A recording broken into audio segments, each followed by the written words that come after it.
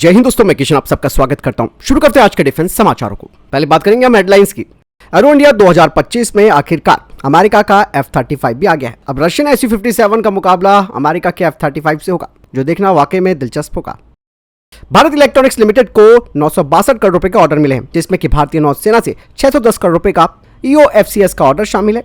इसके साथ ही Bharat electronics limited ने करंट फाइनेंशियल ईयर में अब तक कुल 11,855 करोड़ रुपए के ऑर्डर जमा कर लिए हैं। एक अच्छी खबर आ रही है, मार्च अप्रैल तक HAL के पास 5 तेजस Mark 1A फाइटर जेट और 4 तेजस कॉम्बैट ट्रेनर तैयार हो जाएंगे। भारतीय नौसेना के TEDBF की कुछ तस्वीरें एरो इंडिया 2025 से सामने आई हैं, जिसे कि वायु एयरस्पेस के द्वारा सोशल मीडिया पर पब्लिश किया गया है। अभ्यास साइक्लोन 2025 का तीसरा संस्करण भारत और मिस्र के स्पेशल फोर्सेस के बीच 10 से 23 फरवरी 2025 तक महाजन फील्ड फायरिंग रेंज राजस्थान में आयोजित किया जाएगा। अभ्यास साइक्लोन का उद्देश्य रेगिस्तानी इलाकों में अनकन्वेंशनल सिनेरियोस के तहत स्पेशल अभियान चलाने में भारतीय सेना और मिस्र की सेना के बीच इंटरऑपरेबिलिटी को और मजबूत करना है। बढ़ते पहले अपडेट की तरफ। भारतीय नौसेना ने न्यू स्पेस के अनमैन्ड विंगमैन का चयन किया है और ये खबर लाइफिस्ट की तरफ से बताई गई है।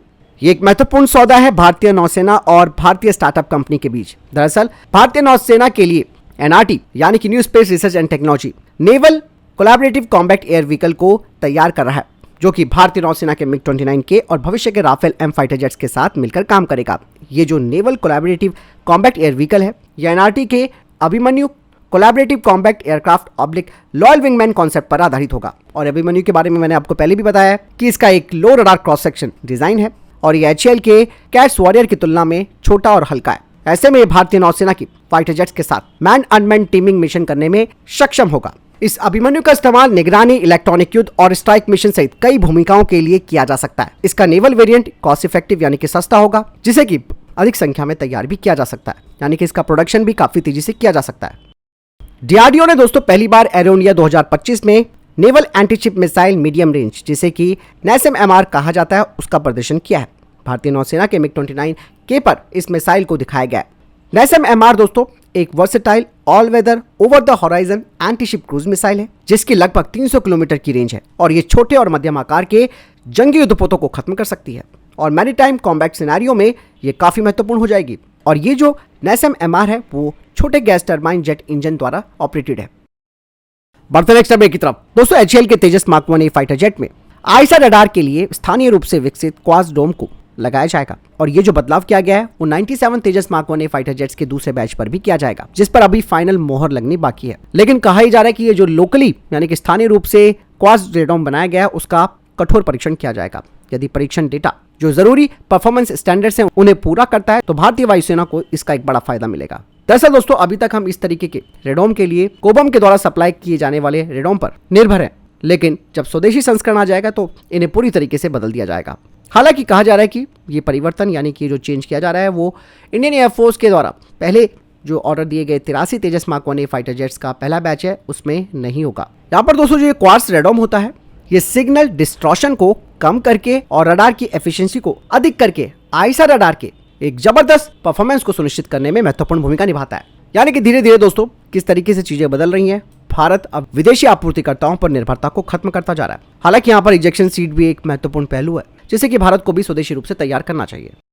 बढ़ते नेक्स्ट अपडेट की तरफ। एरो इंडिया 2025 से कुछ तस्वीरें और सामने आई हैं MiG-29K की, जिसमें दिखाया गया है कि इस फाइटर जेट में बेलारूसी टेलिस्मैन पॉड को इस फाइटर जेट में इंटीग्रेट किया गया है और ये इंटीग्रेशन MiG-29K की जो डिफेंसिव क्षमताएं हैं यानी कि रक्षात्मक क्षमताएं, उसमें एक महत्वपूर्ण अपग्रेडेशन को दिखाता है। और ये जो टेलिस्मैन है ये एक सोफिस्टिकेटेड इलेक्ट्रॉनिक वॉरफेयर सिस्टम है, जिसे ऑपरेशनल एयरक्राफ्ट को कई तरीके के खतरों से सुरक्षा प्रदान करने के लिए डिजाइन किया गया है। और ये पॉड दोस्तों हमारे फाइटर जेट को दुश्मनों की एक्टिव और सेमी एक्टिव रडार सीकर वाली जो मिसाइलें हैं उनसे मुकाबला करने में सक्षम बनाएगा। ये जैमिंग सिग्नल को उत्सर्जित करके दुश्मनों की मिसाइलों की होमिंग क्षमताओं को बाधित करता है, जिससे कि उन मिसाइलों का जो गाइडेंस सिस्टम है वो मिसलीड हो जाता है, यानी वो गुमराह हो जाता है। टेलिस्मैन दोस्तों उन मिसाइलों से भी निपटता है जो कि इलेक्ट्रो ऑप्टिकल या इंफ्रारेड सीकर का इस्तेमाल करती है और मॉडर्न वॉरफेयर में तो ये काफी आम हो रही है।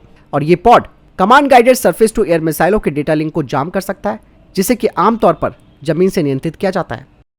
भारत की प्राइवेट सेक्टर की कंपनी अजना लेंस अब एरो इंडिया 2025 में भारत का पहला AI powered military grade mix reality solution को प्रदर्शित करने वाला है। जिसमें कि military grade mixed reality glasses भी शामिल होंगे। ये ऐसे चश्मे होंगे जो कि बेहतर सिचुएशनल अवेयरनेस प्रदान करने के लिए डिजाइन किए जा रहे हैं। इससे सैनिकों को उनके फील्ड ऑफ व्यू में रियल टाइम का डेटा, मैपिंग और टेक्निकल जानकारी पहुंच जाएगी। इसमें थर्मल इमेजिंग, नाइट विजन और जीपीएस डेटा भी शामिल किया जा सकता है, जो कि सभी एक कॉम्पैक्ट हेड माउंटेड डिस्प्ले में इंटीग्रेट होते हैं। साथ ही इसमें एआई का इंटीग्रेशन भी किया गया है। इससे युद्ध के मैदान में तेज और अधिक निर्णय लिए जा सकते हैं।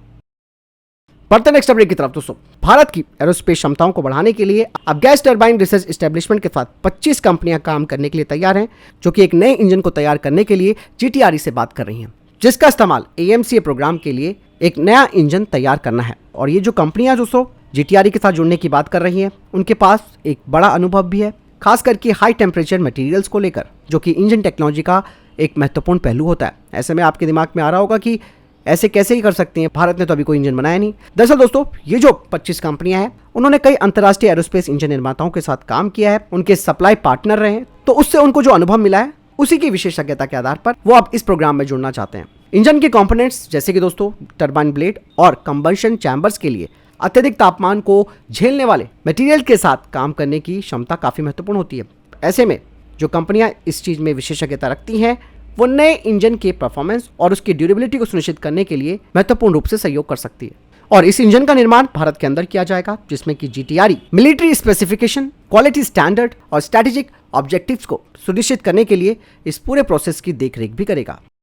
बढ़ते नेक्स्ट अपडेट की तरफ, एचएएल ने अब तेजस मार्क 1A फाइटर जेट पर एल्टा ELM 2052 आईएसआर रडार के परीक्षणों को सफलतापूर्वक पूरा किया, और ये एक महत्वपूर्ण मील का पत्थर भी माना जा रहा है, जिससे कि एलसीए प्रोग्राम की क्षमताएं बढ़ेंगी। एल्टा ELM 2052 आईएसआर रडार, जो हवा से हवा और हवा से जमीन दोनों भूमिकाओं में अपने एडवांस परफॉर्मेंस के लिए जाना जाता है, और ये तेजस मार्क 1A फाइटर जेट की ऑपरेशनल इफेक्टिवनेस को भी बढ़ाएगा।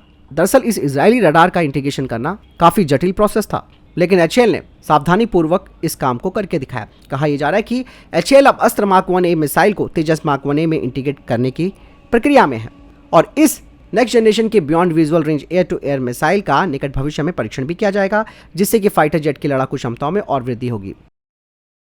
बढ़ते नेक्स्ट अपडेट की तरफ दोस्तों, डीआरडीओ अब एक नई कैटेगरी की beyond visual range air to air missile को तैयार कर रहा है, जो कि अस्त्र मार्क 4 होगी, और ये मिसाइल अस्त्र मार्क 3 का ही अनुसरण करेगी। बता दें कि इस नई मिसाइल प्रणाली के लिए वैचारिक अध्ययन पहले से ही चल रहा है, जिसमें कि अत्याधुनिक तकनीकों पर ध्यान केंद्रित किया जा रहा है। इस नेक्स्ट जनरेशन के बीवीरैम के लिए कई विभिन्न टेक्नोलॉजी पर विचार किया जा रहा है, जिसमें कि ट्रिपल पल्स सॉलिड मोटर भी शामिल है, और ये मोटर डिजाइन को SFDR आधारित प्रपल्सन सिस्टम के लिए एक कॉस्ट इफेक्टिव विकल्प के रूप में भी देखा जाता है। दरअसल ट्रिपल पल्स मोटर का लक्ष्य अस्त्र मार्क 3 के समान रेंज और परफॉर्मेंस प्रदान करना है, वो भी अधिक किफायती तरीके से।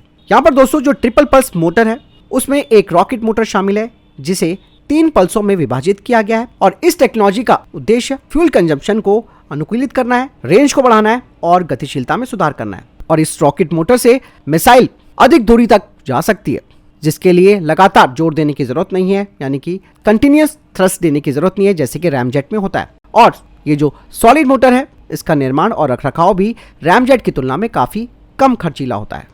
इसीलिए डीआरडीओ अब triple pulse solid motor technology पर विचार कर रहा है। हालांकि इसे अभी अंतिम रूप दिया नहीं गया, लेकिन विचार शुरू हो चुका है। फिलहाल इतने अभी तक के टॉप डिफेंस अपडेट। वीडियो के सामने कोई प्रश्न जवाब है, आपको कोई सवाल है, कमेंट सेक्शन में लिखकर जरूर पूछ सकते हैं। वीडियो को लाइक और शेयर जरूर कीजिएगा। जय हिंद, वंदे मातरम।